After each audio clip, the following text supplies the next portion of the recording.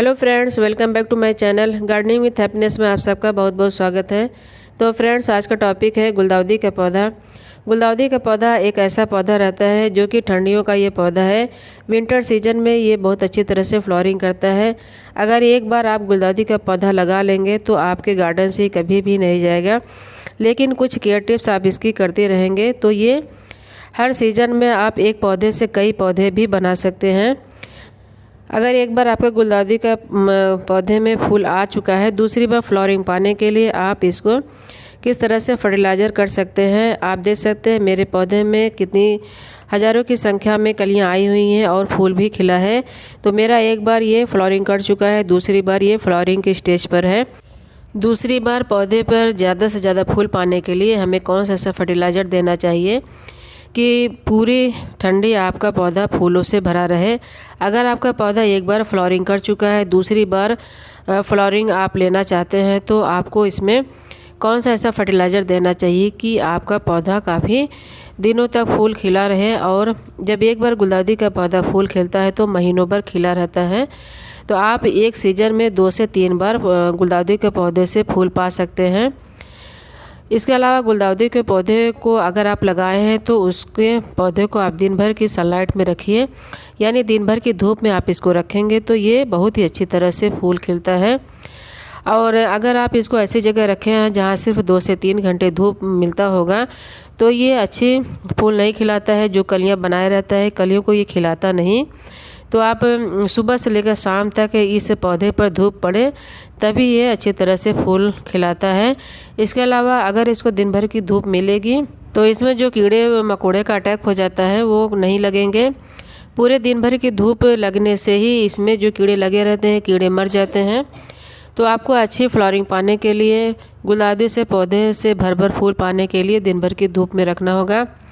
इसके बाद आप गुलदाउदी के पौधे में पानी ऐसा दीजिए कि जैसा इसमें ज़्यादा मिट्टी जो है कि गीली ना हो। मिट्टी को आपको बहुत दलदला या सोगी बनाकर नहीं रखना है। मिट्टी को हल्की मॉइस्ड आपको रखना है। हल्की मॉइस्ड मिट्टी में पौधे की जो जड़ रहती है बहुत अच्छी तरह से जड़ अपना काम करती है और बहुत ही अच्छी तरह से ये फूल खिलता भी है। और पौधे में किसी भी तरह का जो मिट्टी रहती है, मिट्टी में किसी भी तरह का कोई फंगस नहीं लगता है। तो पानी आपको हमेशा चेक करके देना है। गुलदाउदी का पौधा आप एक बार ख़रीदेंगे तो उसमें आप उसकी कटिंग करके कई ढेर सारे पौधे भी बना सकते हैं, क्योंकि इसकी जो कटिंग रहती है, कटिंग बहुत जल्दी से तैयार हो जाती है। स्टार्टिंग में जब ठंडी स्टार्ट हो तभी आप इसकी कटिंग लगा लेंगे तो आपका एक पौधे से कई पौधे बन जाएंगे। अगर आपके पास 1-2 कलर के पौधे हैं तो कई पौधे आपके बन जाएंगे। वैसे गुलदाउदी के पौधे में कई ढेर सारे कलर भी आते हैं। आप चाहे तो एक एक पौधा सारे कलर का ले लीजिए और उसके काफ़ी ढेर सारे पौधे बना सकते हैं। और ठंडी में ये बहुत ही अच्छी तरह से फूल खिलाता है। एक बार ये फ्लावरिंग करता है तो महीनों भर फूल खिला ही रहता है। लेकिन फूलों का जो कलर रहता है, अगर आप उसमें फर्टिलाइज़र देते रहेंगे तो फूल जो है कि अच्छे से खिल कर आएगा और कलर जो है खूब अच्छी तरह से निखर कर आएगा। अगर आपके पौधे में कीड़े मकोड़े का अटैक है तो जो है कि कीड़ा पत्तियों को खाता रहता है और फूलों का रस चूस लेता है, जिससे फूल का जो कलर रहता है डल हो जाता है। तो अगर आपके गुलदाउदी के पौधे में कीड़े मकोड़े का अटैक है तो आप बेकिंग सोडा का पानी बनाकर आप अपने पौधे में स्प्रे कर दिया करें। महीने में एक बार आप स्प्रे कर देंगे तो इसमें किसी भी तरह का कोई कीड़े का अटैक नहीं होगा। गुलदाउदी के पौधे में आपको एक बार वर्मिंग कंपोस्ट ज़रूर दे देना है, या तो फिर गोबर की खाद भी दे सकते हैं, क्योंकि खाद वर्मिंग कंपोस्ट या गोबर की खाद एक ऐसी खाद है जो कि पौधे के लिए बहुत ही ज़्यादा ज़रूरी है। खाद देने से ही पौधे की ताकत बढ़ जाती है। पौधे की जो जड़ रहती है, जड़ अपना काम करना तेज़ कर देती है। तो वर्मिंग कंपोस्ट आपको महीने में एक बार ज़रूर इसको देना चाहिए। और अगर गुलदाउदी के पौधे की पत्तियां सूख रही हैं तो पत्तियों को आप इस तरह से हटा दिया करें, क्योंकि इस पौधे की जो ब्रांच रहती है, जो पत्तियां रहती हैं, वो नीचे बेस से निकल कर आती हैं। इससे पौधा काफ़ी घना भी रहता है और नीचे से जो कि जड़ दिखता भी नहीं। इस वजह से जो पत्तियां सूख जाती हैं उस पत्तियों को आप हटा दिया करें। और हल्की हल्की आप अपने पौधे में गुड़ाई करके तभी आप उसमें खाद दिया करें।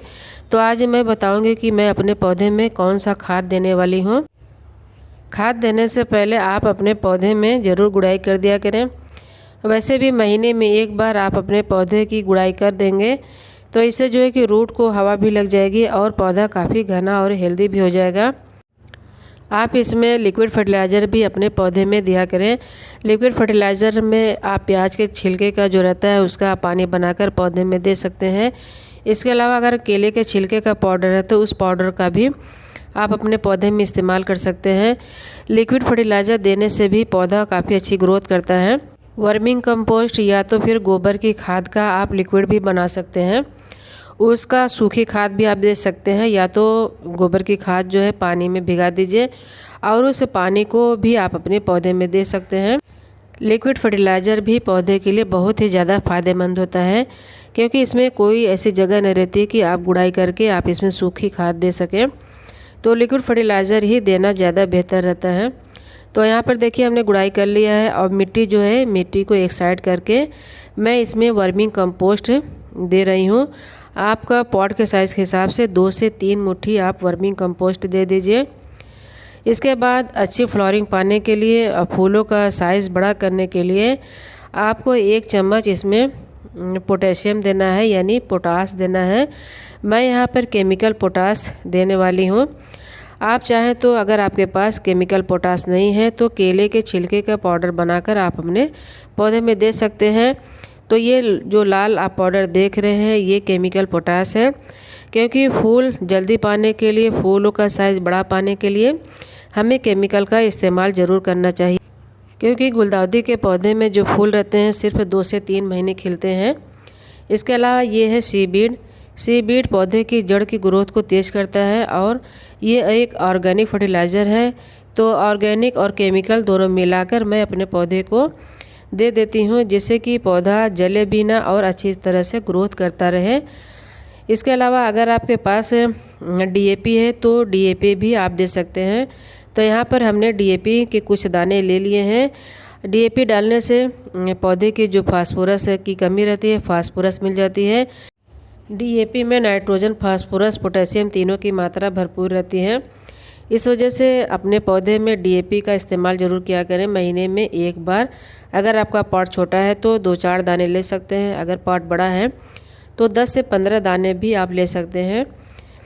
अगर आपके पास कुछ भी नहीं है तो सिर्फ वर्मी कंपोस्ट ही दे सकते हैं, या तो फिर डीएपी ही दे सकते हैं। आप तीनों चारों खाद में से सिर्फ एक खाद भी देंगे तो इससे भी पौधा काफ़ी अच्छी तरह से फ्लावरिंग करता रहेगा और फूल भी निकालता रहेगा।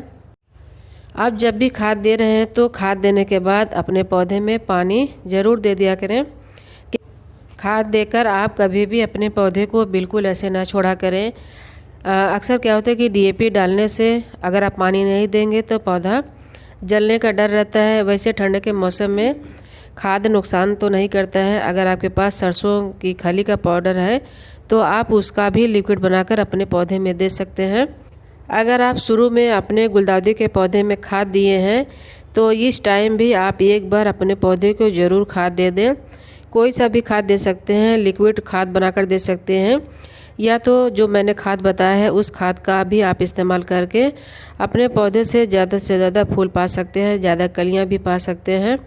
जैसा कि आप मेरे पौधे में देख पा रहे हैं, दूसरी बार फ्लावरिंग करने जा रहा है। अब बहुत ही अच्छी तरह से ये फ्लावरिंग के स्टेज पर है और काफ़ी अच्छी तरह से इसमें फूल खिलेगा।